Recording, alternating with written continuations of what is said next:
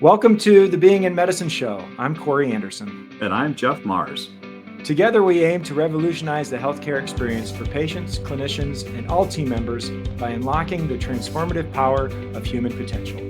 Each week, we explore with you and our guests how embracing our authentic selves and choosing who we are being can affect the nature of healing, leading to profound transformations in our lives and in the lives of those around us. Join us today on a journey through self-discovery and empowerment as we unlock the human potential within each of us.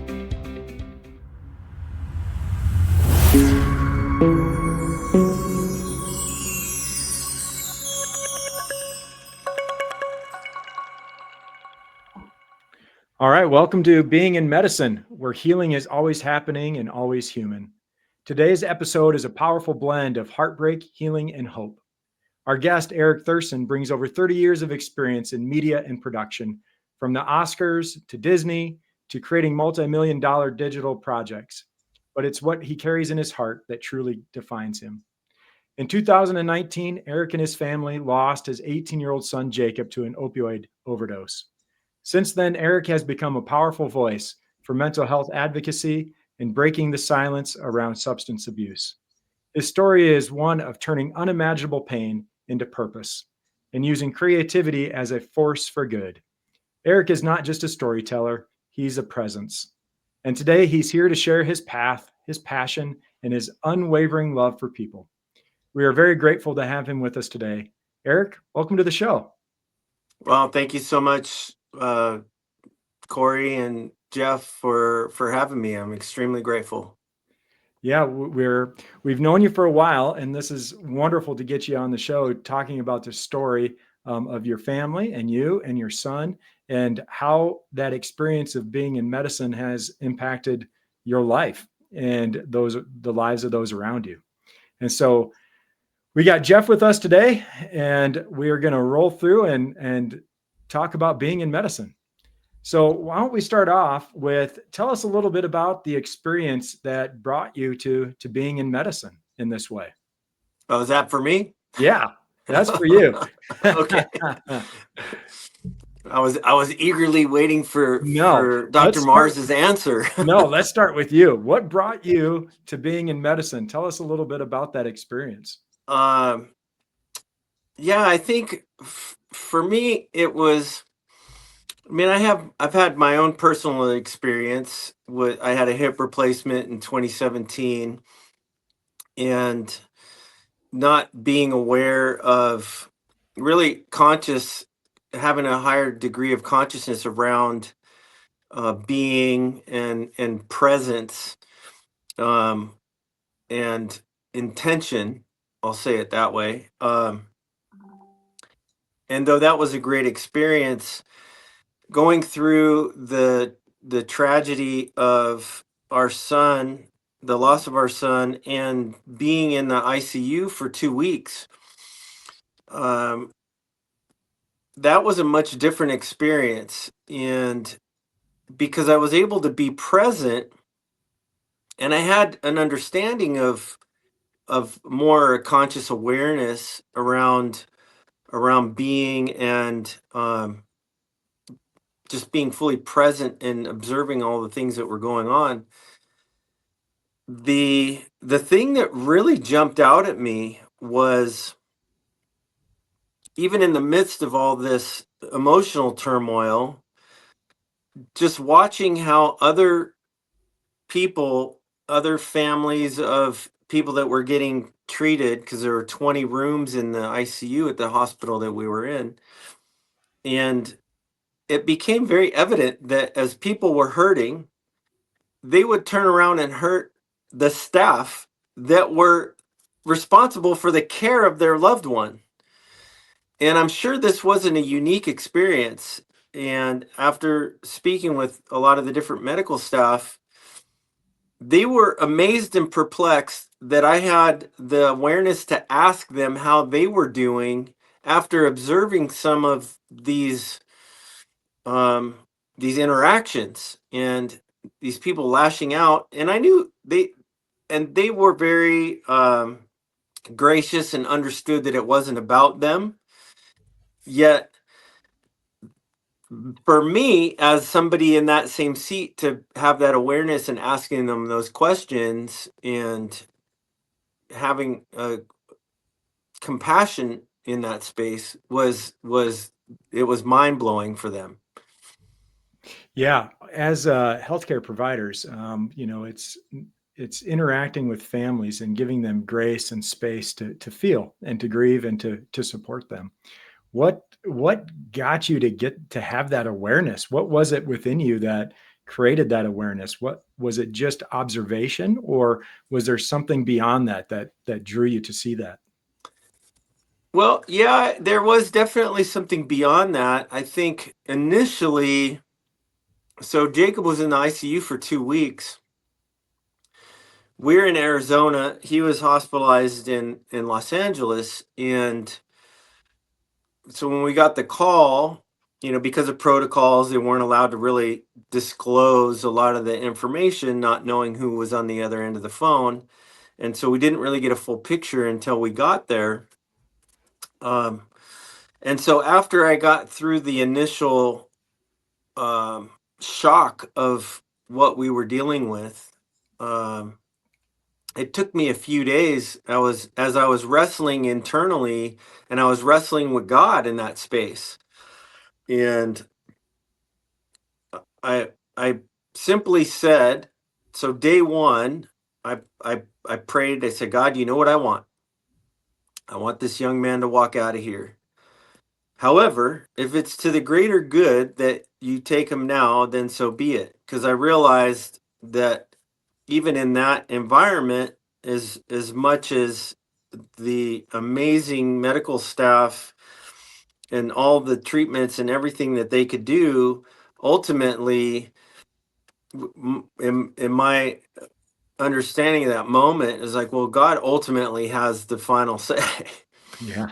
And so day one kind of came and went, which was Friday. The next day, which was a Saturday, I prayed the same thing. God, you know what I want.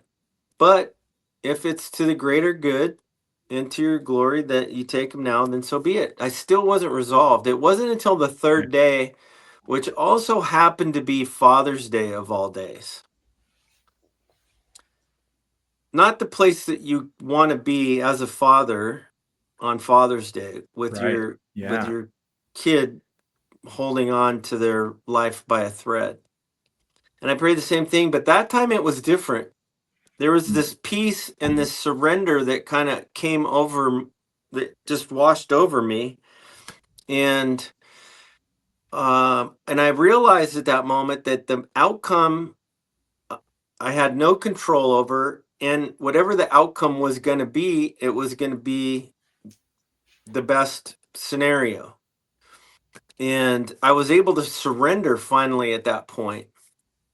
And it was at that point where I was able to be more present in the Mm. moment, where I was able to let go of the emotional tie of what I wanted, and to be able to, like, I was assisting one of the respiratory specialists, Yeah. probably not protocol, but Right. I Right. put the gloves on and everything, and I was helping, and I was bringing coffee to the nurses, Mm. and we were people were bringing us food and snacks in the lobby, and we were sharing it with other families. um, Not to say that that was anything special about us per se, but it was being able to be surrendered and be present, and then be able to choose kindness and um, and love and support to not just our family and the people that we cared about, but also the medical staff that was there. Yeah. Yeah, yeah. It was. I remember the lead nurse that was over Jacob's care primarily, um, and she said in her 20 years of practice, she had never once seen anything like what occurred, as Mm. far as just the families don't do what we did in that space. And I think I attribute that to, the spirit. I attribute it to, Hmm. an awareness, a consciousness, and being able to um, let go of a specific outcome, Yeah. and then be fully present, not just for myself or for our family, but for everyone that was involved. Yeah, that's a beautiful way to really dive into being in medicine, because we often are asked, what is being in medicine? And so really the way that we describe it is the interconnectedness of the physical, emotional, mental, and spiritual aspects of how we're showing up in the world. And today we're here talking about how we're showing up and experiencing medicine. And everything you just described in that story, from the emotional, physical, mental, and ultimately the spiritual aspect, how it was all interconnected to create an experience around you, your family, your son, and everyone that you were engaging with throughout that hospital experience there. And so your family really came together and connected, and you're being who you were showing up as every day with your for your son and with the folks at that hospital, created an awareness and created everything that you were experiencing in that time frame. And so, Yeah. yeah. And so how did you see that? Did you see the effects of that in the other families and the other folks that were in that ICU space? Did your family and your way of being ultimately impact some of those folks that were around? That it definitely did, and that really more occurred in the lobby where we were interacting. Mm, And thankfully, this happened pre-COVID, so we were able to be in the room with him, and a lot of guests that were able to come were able to be in the room with him. Um, so the interaction with the other families and other people that were there most occurred most in the lobby. And a lot of times they would ask us, who we were there for, and we would start to have these conversations, and we started cheering on the other families. yeah. There's one wife of somebody that was in there. He was in his early 60s, which is pretty young, and he was suffering from a stroke and coming out of that. And we prayed together with them. We shared food together, and they were in there for about a week. We were in there for 2 weeks. And when their loved one actually came out of the coma and was showing signs of improvement, and um, we celebrated with them. Yeah. And um, and they expressed their gratitude for us being a support, and they were confused at the same time. They're like, how can you serve us and be Right. so kind to us when you have an 18-year-old child that's in the other room and not getting better? Right. That was, they couldn't get their minds around how that was occurring. And Yeah. it was like, we're all here together, and we don't know the reason, the ultimate, reason for that. But we can help and serve one another and be kind, and that doesn't cost anything. No. And and I know for that particular family, they had nothing but gratitude and appreciation Mhm. for us, and they committed to praying for Jacob, even though it didn't Yeah. end the way that we had hoped. Yeah, and your way of being with them and your family's way of being created a powerful community in that space where you could rely and create some resilience together in a very difficult situation.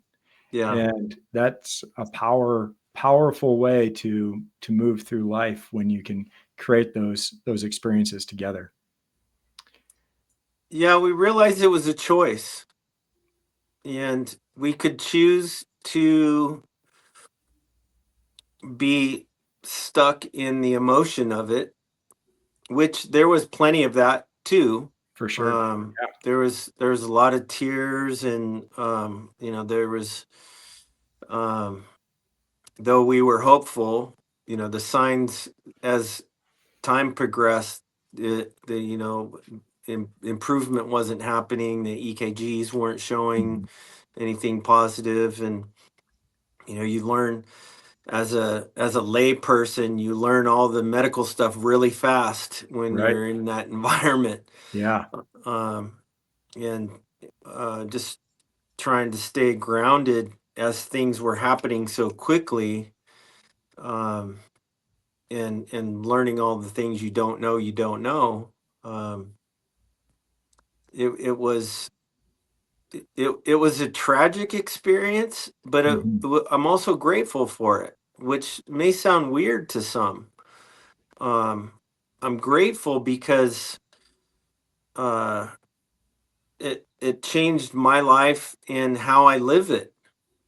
Mhm. Absolutely. um, and knowing that I'm gonna have feelings, I'm gonna have emotions about things, and yet I still get to choose. They don't Yeah. have to. They don't have to drive or steer the ship. I still get to choose on whether or not I'm going to be kind, Right. and um, or not. Right. Yeah. But I want to lean into something a little bit that you just said, because medicine is a fast paced game. Mm, We're moving at a lot of different directions. Jeff and I working in it, it comes, easier to us in terms of the lingo and the movements and kind of the language of that medicine space. How was it in a way in which you brought yourself to the experience that slowed that down for you a little bit? Was that important for you as a family member? To How did you lean into slowing down? You said you had to kind of slow down and learn a little bit along the mm. way. How did that occur for you? Yeah, I think it was once I got to the point of surrender, Yeah. then being present and being able to see more clearly became, um, more evident. Yeah. Um, to be able to, like, I had a difficult conversation Mm. with the head neurologist, and what was interesting is he had been there for 25 years, Yeah. and he had this very stoic, very angry disposition.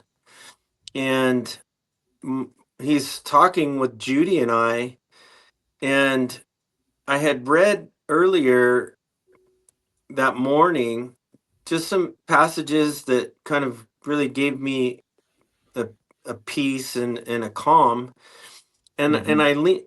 I leaned in, and I was able to be present with him beyond what he was just trying to communicate. Yeah. And I leaned in, even though I could have taken what he said disrespectfully, because a number of times in Mhm. the conversation I was cut off, um, and I didn't take it personal, and I was curious.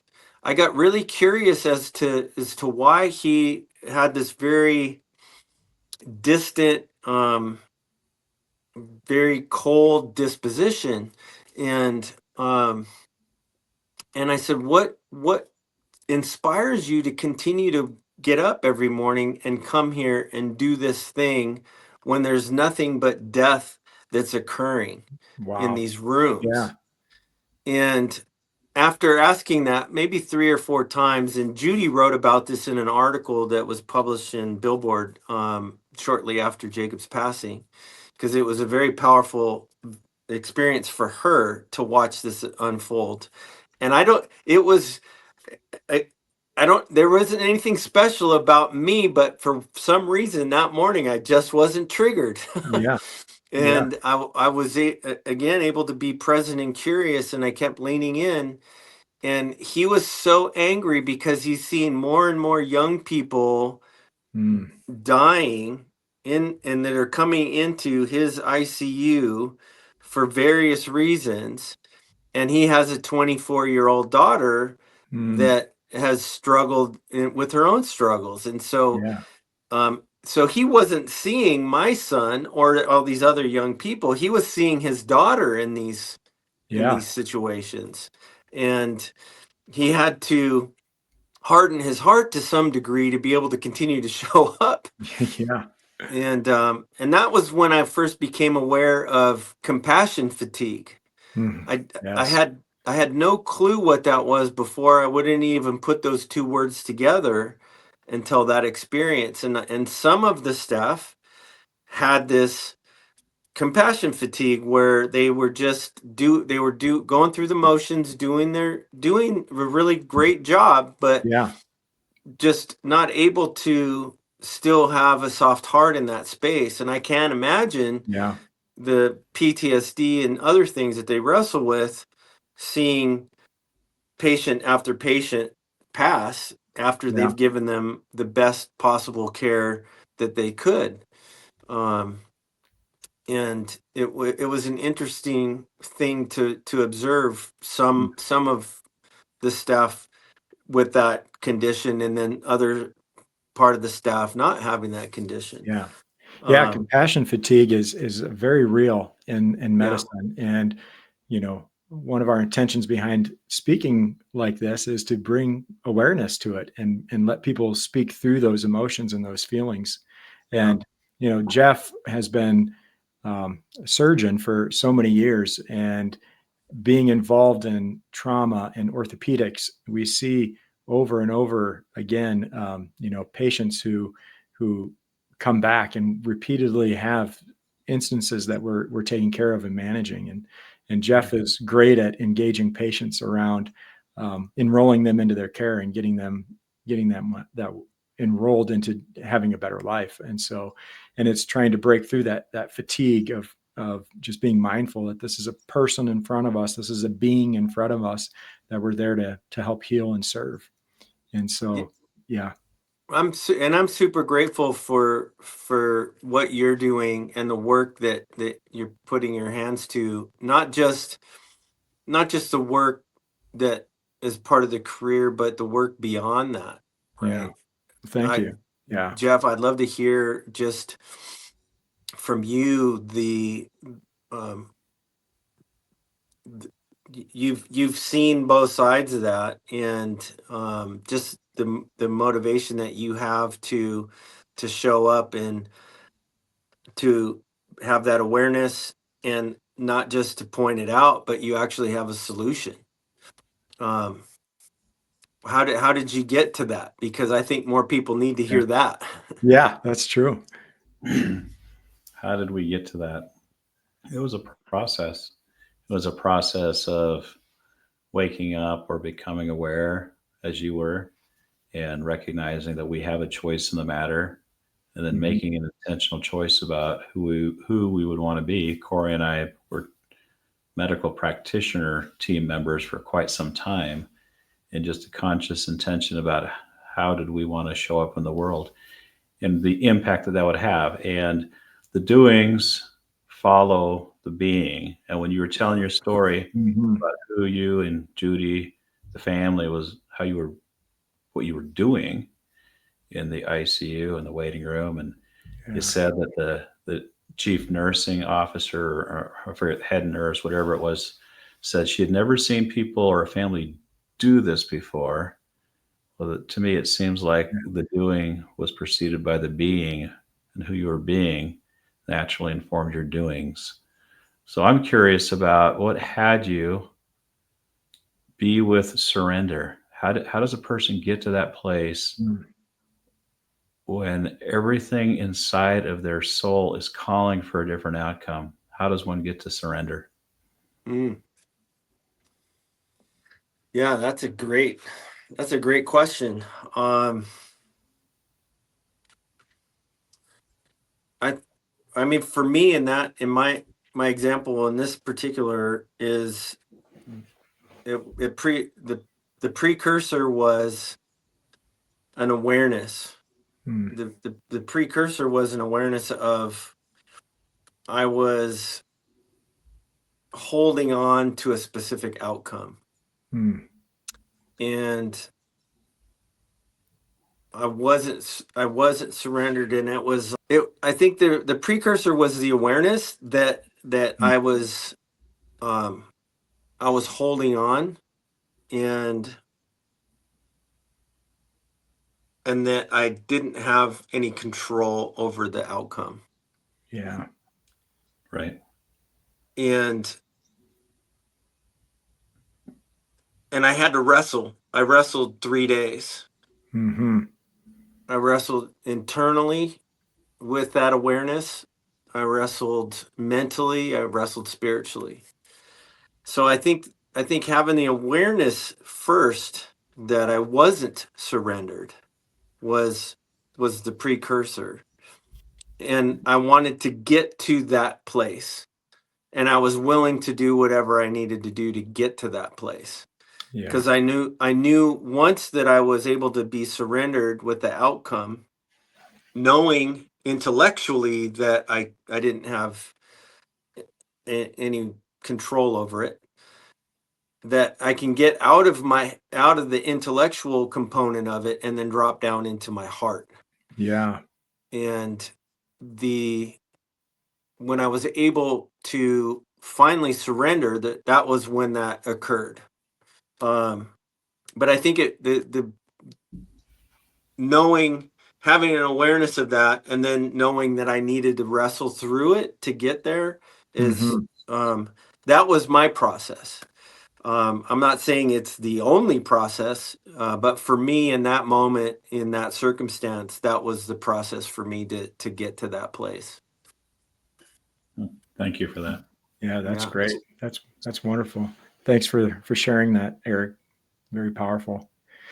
How did when you're surrendering, when you're moving through that space of awareness and then ultimately getting to surrender, how is that engagement with Judy, your wife, and your other family? How was their path to that? And did they ultimately get there with you in a way, or their own little journey? How did that create for you?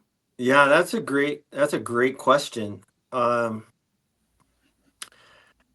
I didn't feel, whether this is good, bad, right, or wrong, I don't know, but I didn't feel in the moment that that was my responsibility. Yeah.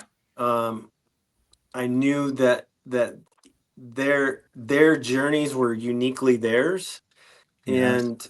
and they would come to that on in their own way. Right. Um, and Everyone is. yes, and Yeah. some for a couple of them it came later, Sure. and it was. hmm, Yeah, there's a lot of nuance and layers Yeah. to that. So For sure. Well, it ultimately, it was, being authentic to yourself, right? yeah, And understanding that you create your own experience and others are creating their own experience, right? And so being able to be authentic to who you are in the moment and, focus in on who you're being, yeah, yeah, you're going to impact the lives of those around you, but you don't have control over someone else's experience. You only have the control over your own. And right. yeah, Yeah, there is a unique thing that occurred, um, and some might consider this kind of out there, and even for me personally, it was still wrestling to grasp the what happened, because I once I got to this place of surrender, in this awareness and this presence and just yeah, um observation without intention or without any kind of attachment. I actually There was a few instances where I watched people come into the room, um, and I could visually see them create the story of how we got here. oh, interesting. And I can't explain how that this occurred, and it hasn't. it's been sporadic since then, and I can't control it or turn it on or off. But I was actually able to observe different people creating their story and their belief about what was occurring, how it was occurring in the story that they were creating, like in real time in the moment. Yeah. And it was really bizarre, um in that sense. Like I was like, oh, like I'm watching some of his friends rationalize maybe some of the behavior that they had done together that Mm. led to this place. And not in a justifying way of their own behavior, but Right. to be able to make sense of, this is where this behavior leads, Mm. and they were participating in that kind of behavior, Yeah. and how they were wrestling internally, live in the moment with, man, I've got to make some decisions about my lifestyle, Yeah. and that type of thing. So, and I wasn't, I didn't say anything to anybody. I wasn't judging anyone. um and another example of that was the kid that sold the drugs to Jacob that ultimately ended his life called me like a week after, bawling, Mm. and was just could not stop saying how sorry he was, and it was his fault, and blah blah blah. And I slowed him down, and I said, I forgive you. Wow. On Wow. on the phone, I said, I forgive you, and I said, I don't hold you responsible for what happened. Yeah. And I know you feel guilty, and I know that, I can't, there isn't anything I can do or say that's going to take away the feelings that you have around that. I said, but I don't hold you responsible. I forgive you. And if you need any help getting getting out of this environment, drug use, whatever, I'm here, Mm. and I will help. Wow. And and even in that moment, I was able to be present, Yeah. present to his suffering, present to his guilt, present to his, like, just living with the consequence of his actions Yeah. in relationship to what occurred. Um and I hope he's okay. I haven't heard from him, Mm. and he didn't reach out beyond that. Yeah. And I hope that was enough for him at that moment to put him on a different path. Yeah. um Well, I want to acknowledge you, Eric, for the forgiveness and the kindness in your heart to do that for that for that man, because I'm sure wherever he's at, that will be a moment in his life that will be truly impactful. I want to yeah, I second hope that. so. Yeah, Beautiful. that's amazing. I mean, what a Forgiveness. demonstration of forgiveness in such a trying time. And wow. Maximum forgiveness. Forgiveness is a very powerful form of blessing, Yeah. including self forgiveness. Yeah. Do you use forgiveness frequently in your life? And how so? Yeah, I mean, that's probably the most powerful component of forgiveness that I've used in my life, is not holding myself responsible for Jacob's actions, Mm. and forgiving myself for what I didn't know. Yeah. And because I was able to do that early on in the process, I was able to avoid a lot of the self sabotaging Yeah. thoughts and beating myself up, saying I could have done this or I should have done that, or what what did I do or didn't do that got us here, Yeah. and pointing the finger back at myself, and realizing in the moment we did everything we could with what we knew at the time, Right. and and just because I've learned a lot more since then doesn't mean that I didn't do everything I could back then. Right. I knew what I knew up to that point, so I can't take what I knew now and then apply it back then and beat myself up with it. So really forgiving myself for not just in the process of any kind of responsibility Right. and pointing the finger or taking the blame or blaming anybody else in the family, blaming Judy for something or not doing something Right. like that.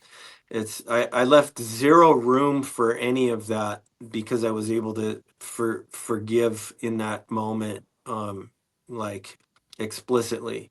Yeah. So That's powerful. that's probably the most single greatest example that I can give that's had the biggest impact in my life. Thank you for sharing that. Yeah. Yeah. So just to kind of dive into a little bit here, when you think back on the interactions you had in that hospital stay with Jacob and your family, you think back of all the physicians and the clinicians and the nurses and so forth. And we talked a little bit about compassion fatigue. When you think back of all of the interactions and observations of who they were being and how they were showing up, what were your observations? I mean, we talked on compassion fatigue, but what else was showing up for you as a family member? How were those folks showing up in that space? Yeah, that's a great question, and it kind of runs the gamut. Yeah. There were like the main nurse that was supervising Jacob's care. Her name was Jasmine, and she was absolutely 100% just angelic. Yeah. And she showed up with compassion and love, and she held space for the family. Mm, Was kind, was gentle, um, and I learned later that so my wife's Filipino, and so Jacob's half Filipino, half white, yeah. and she was also half Filipino and half white, and Jacob looked just like her younger brother. Oh, wow. And so she took a liking to him, just because she was, I think, seeing her brother in Jacob in that moment, and Yeah. provided the care that she would if he was her own brother. Um, and just immensely grateful for how she showed up. A lot of the technicians showed up that same way. Wow. Um, we may or may not have received special treatment because half the family was Filipino and 80% of the nursing staff was Filipino. Yeah. So Well, take it how it comes. That's right. Yeah. absolutely. And there may have been some rules that were bent for Yeah. the number of people that were in the room at the time. Yeah. Um, Well, and when you're coming from a that was an example of the on the positive side. yeah, There was also an example where, and I don't share this often because it was challenging. sure. But one of the surgeons on staff wanted to give. This was probably a week in. We were maybe 8-9 days in, and wanted to give Jacob a Mm, tracheotomy because yes. he's on respirator, and it's the longer you're on a respirator, the more damage is occurring to the vocal cords, etc. Um, and he came in and sat with us, and we're like, hey, whatever is going to give him the best possible potential outcome, then we're open. Yeah. Um, However, some of the administrative staff were against it, and they were battling. Mm, They were arguing in front of us, and actually the administrative staff had pulled us aside into a conference room and was having a talk, and then that physician barged in the middle of that meeting Mm. and was literally blasting them for not giving him the best potential care. They were trying to sway us and say that it's not necessary, and it's it's an additional expense that you don't need to incur because of his condition doesn't look that great. Mm. And so so we're caught in the middle. Right.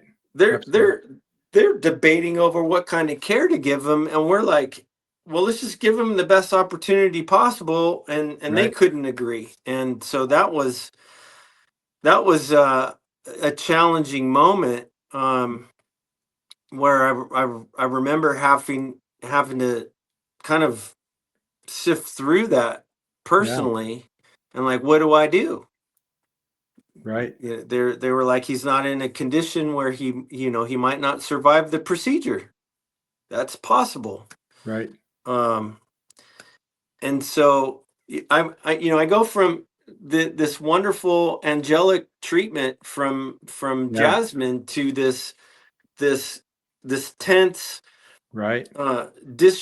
unified front on and Wow. for those couple of days it was really emotionally taxing to sift through what was best, um, and to to be present in that moment Right. Yeah. So without how without did that get resolved? How did the resolution occur? How engaged were you in that resolution? we were 100% engaged. Yeah. We uh, we prayed through what the options were, and we were like, hey, if it's going to give him a better opportunity. There were other things that were happening. We mentioned how fast things Yeah. are going, Very and there much. was a EKG that he failed, a couple of days before, and there was another EKG, and then there was a respiratory test. Yeah. And the respiratory test was really to determine whether or not there was significant brain damage to the Mhm. areas that would control his motor skills, Right. keeping his heart going and breathing, etc., Yeah. which we weren't aware at the moment, but learned after the fact. Wow. Um, and so as those tests were occurring, and then I got advice from the one of the heart surgeons that was, um, very instrumental in some miraculous things occurring, Yeah. that he he he suggested that, whatever we decide, that's what they will do. And he was an instrumental part in kind of bringing the two sides together, Yeah. if you will. And at the point where they were getting ready to potentially do the procedure, he was having some kidney failure, and they had to Mm. pivot to some dialysis, and he wasn't in a position to get the treatment anyway. So Yeah. Wow. he didn't end up getting it, but as things were unfolding, it became clear that it wasn't the best course of action. Sure. Yeah. So, yeah, in that experience, when you're seeing this dichotomy of the administrators and the surgeon, what would you have wanted to say to them at that? And like, what, looking back on it now, what could they learn from that scenario? Yeah, I think, I think multiple they could have communicated the same thing, Yeah. um, and say, "Hey, here's the options," but they could have presented it in a much different way. Sure. I think they allowed their emotional tension, because there Yeah. were other things that were occurring Right. that weren't, that we weren't unaware of. Right. Um, some of the administrative staff had some issues with this particular physician and felt like that he was encouraging treatments and billing that was unnecessary. Mm, Um, and in his mind, he's trying to create the best form of care that he knows. right. And so because of that tension, that leaked into our case. Yeah. Yeah. That um, created an experience for you. for sure. Yeah. And I think in that example, like, let which again, I points back to how grateful I am for what you're doing and being in medicine, because who they were being is they were being adversarial Yeah. on their own staff. Absolutely. And apparently he was a contract physician, so there he wasn't. Yeah. So there's some other things that were going on that we learned later. Yeah. Um, but I think it's important if Yeah. for the work that you guys are doing, this is a great example of how that could have been done in a way where Mhm. both options could have been communicated in a unified front, Absolutely. and put the hospital, its staff, and the administration in a really good light. Absolutely. Um, and that's one of the reasons why I don't share that story much, is because I'm not one to throw shade in any direction. Yeah. And I'm not holding them accountable or responsible for the Yeah. outcome of what occurred for Jacob.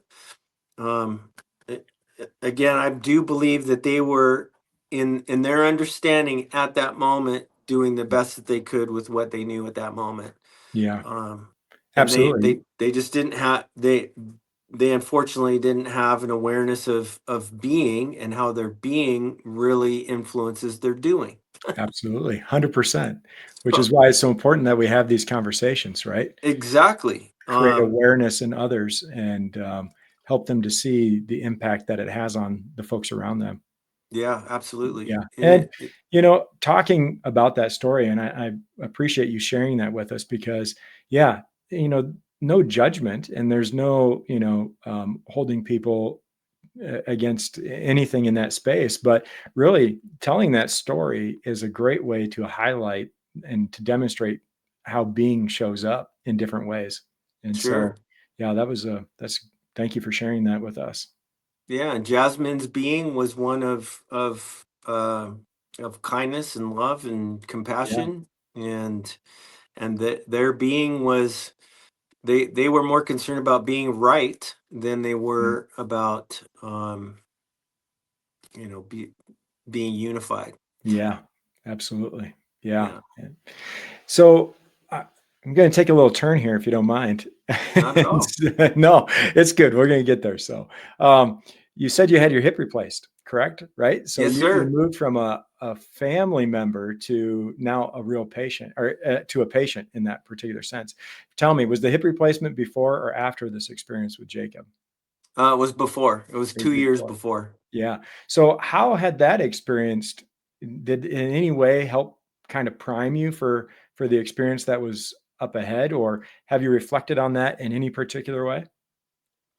I think, yeah, it really helped me to shift my point of view. I hadn't had a lot of interaction with hospitals and medical staff other than the typical checkups. Yeah. I hadn't broken a lot of bones when I was a kid. And didn't, had a normal, healthy life, whatever that means. Yeah. And so it was my first time having any kind of surgical procedure. It was my first time being hospitalized overnight, Mm. and it was, now I don't know if this is the drugs talking, but it was a pretty good experience. Yeah. For sure. The staff was, so this was at a hospital in Austin, Texas, uh, and it was Dr. Sean Gallagher, and he is an amazing physician, and he's the one that performed the procedure. Young guy. He Yeah. was probably 15 years younger than I was, but really just had a great uh, great attitude, great presence, and Yeah. I'm wondering if he studied under the expert tutelage of Dr. Mars, because he showed up that way, and his staff was amazingly pleasant and walked me through all the process. That's great. Um, I was I I didn't experience any anxiety or any fear, and even though I know that, they Mhm. said, hey, anything, complications can occur when you have these types of procedures, and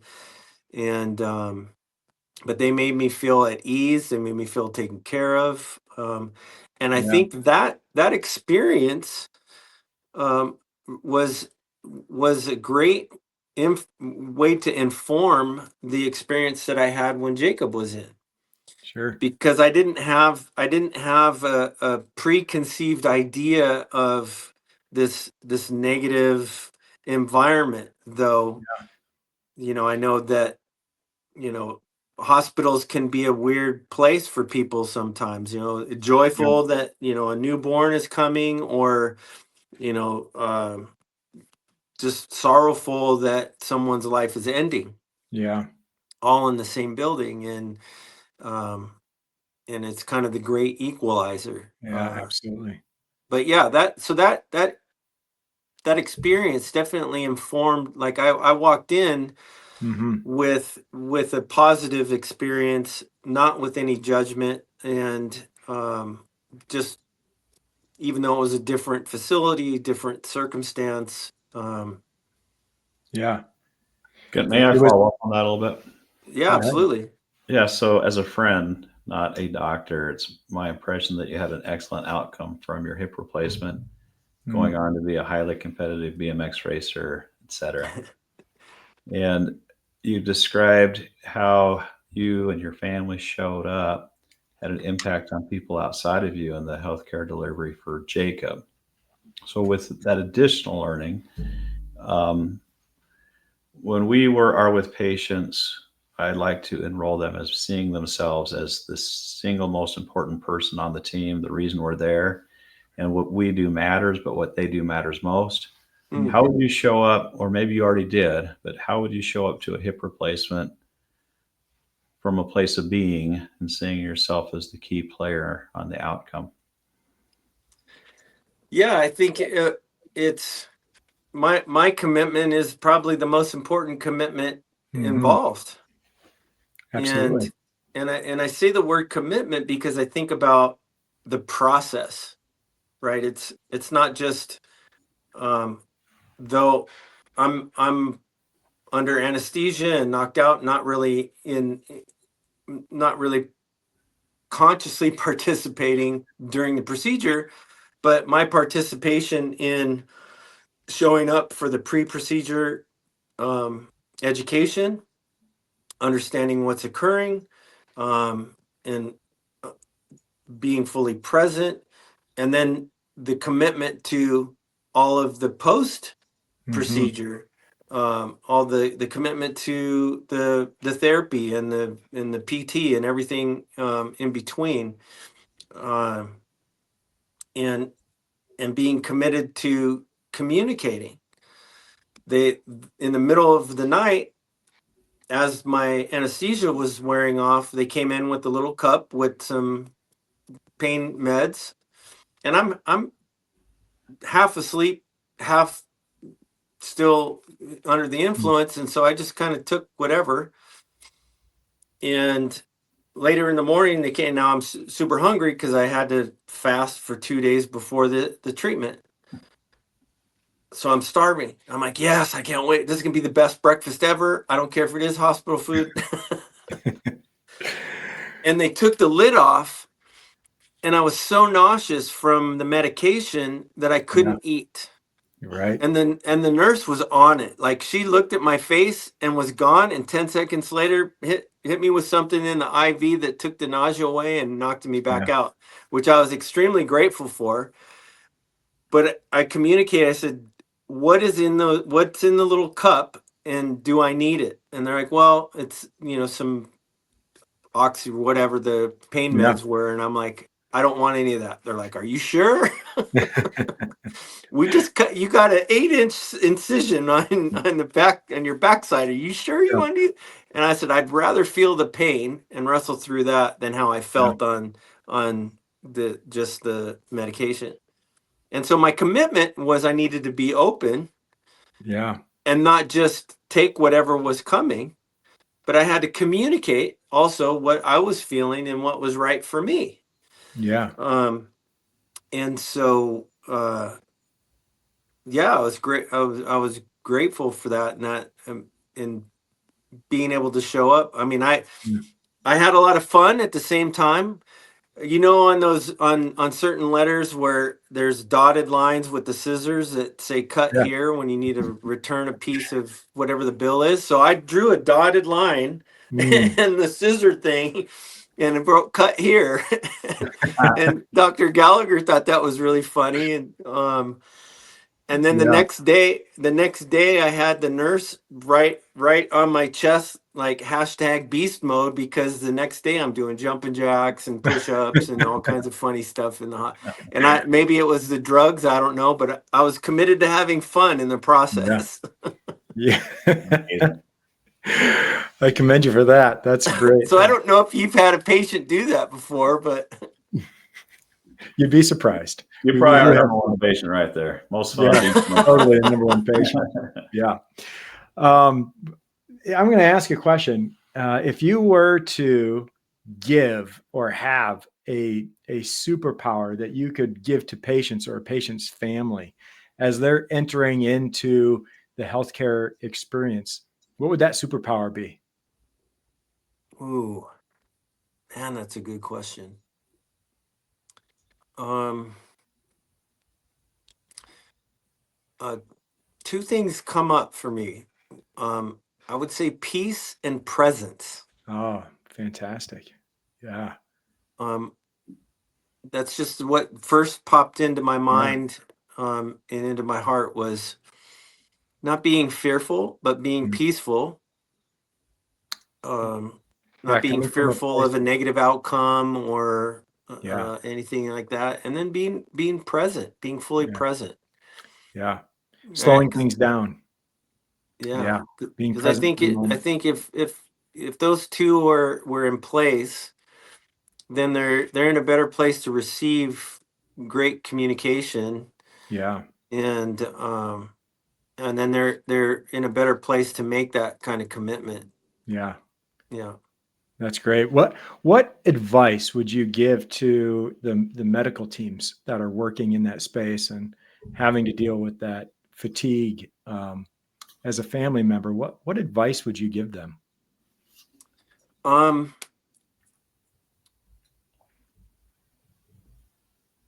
Take a vacation.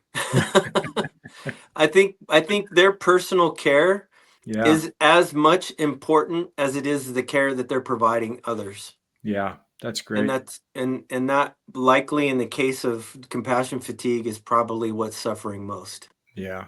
Is their That's own is Brilliant. their own personal care of themselves, yeah. That's loving themselves to the same degree that they love and care for others. yeah. I think if that were in place, I think there would be a lot less of that. Yeah. Personal well-being. Yeah. Yeah. That's very important. Well, Well, what? well-being, right? Well-being. That's Yeah. perfect. Exactly. Yeah. Exactly. Well, let's take a few moments. You got this shirt of your son on there. You Oh got yeah. Jacob on there, and you got the sign in the background, right? The Cupid soldiers, right? So tell us a little bit about Jacob's being and how you're carrying that in to the future of what you have going on and your being. Yeah, thank you for asking. Yeah. Part of Jacob's story was that he struggled with his mental health. Yeah. He was clinically diagnosed with depression and anxiety, and the mainstream treatments that he was receiving were making him feel worse. Mm-hmm. And I don't blame the mainstream caregivers. they were doing what they knew best with what they knew at the time. And Jacob got frustrated and took matters into his own hands and Yeah. self-medicated, which is Yeah. how we got here. So Right. so this shirt is actually the poster from the documentary that I'm working on, and I'm doing this documentary film to not just share Jacob's story as his father, but to continue his legacy. We're releasing unreleased music as he was assigned hip hop artist with APG and Atlantic Records. We're also striving to disrupt the narrative around mental health Yeah. and encouraging people to have the difficult and uncomfortable conversations, removing moral judgment, guilt, shame, and stigma that Yeah. surrounds that subject, and replace it with love and kindness and gentleness and presence and patience and Yeah. compassion, essentially well-being. Yeah. And um, and by doing so, it creates a safe environment for people to really get the help and support that they need. Yeah. And so we're not afraid, we're not shying away from addressing the mental health and the substance abuse, um, and carrying on his legacy in serving others. Yeah. um, when I was wrestling with God in that moment after Jacob passed, the Spirit gave me a phrase, and he said, "Steward your suffering well." Mm. And so this is part of me stewarding my suffering, is Yeah. leaning back into his story and sharing that over and over again, so that perhaps it might save some. Yeah.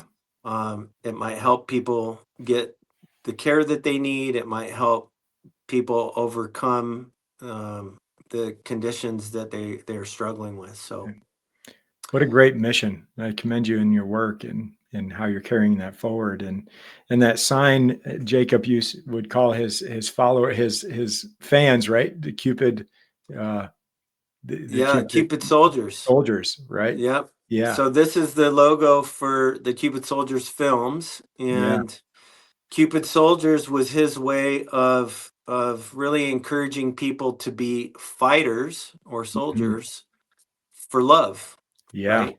Cupid Absolutely. being an icon for love, and he really believed in that, and he wanted to propagate that, and he did it in his own way. Yeah. So part of his legacy is, I've created the film company, we've created a record label, and we've created an animation studio, all under the moniker of Cupid Soldiers. And so every project that we touch, whether it was related to him or not, is still going to carry on his legacy. Yeah. Yeah. His legacy of being love Yeah, and yep, yeah. showing up as love. And I just thank you for all the work that you do, and thank you for spending time with us today and walking us through the journey that you and your family have taken through healthcare, and how showing up and being and demonstrating um, forgiveness and surrender and love and compassion, and all of that you created around that through that experience. I just thank you for your time and sharing your story with all of us. Well, it's been my pleasure, absolutely, and I'm extremely grateful for the way that both of you show up in that same way, with love and service, and fully present, and providing just the best experience, not only for the patients, but for the staff that report to you, and largely the medical community at large, that look to you as an example, and see the impact that you're making. It's remarkable, it's needed, and just extremely grateful Mm. that of the work that you're doing. Well, thank Eric, you love so your much, brother. Eric. Thank you Yeah. so much for being here. And I promise you, you're serving right now. You are Yes. carrying on the legacy. And someone's going to hear something, and it's going to make a difference for them and their family. So thank you for that. Yeah. Yeah, my pleasure. Well, thank you, Eric. We appreciate you being on the show, and you're always welcome to come back and share more of your golden insights that you have. So, so thanks. Have a wonderful day. And thank you everyone for listening to Being in Medicine with Erik Thureson today. Thank you. Have a great day. Thank you for joining us today on the Being in Medicine show, where each week we open the transformative power of connecting our physical, emotional, mental, and spiritual nature to how we show up in medicine. If you find this conversation valuable, please like, comment, and subscribe. And if you or someone you know has a story to share, contact us at beinginmedicine.com. See you next time.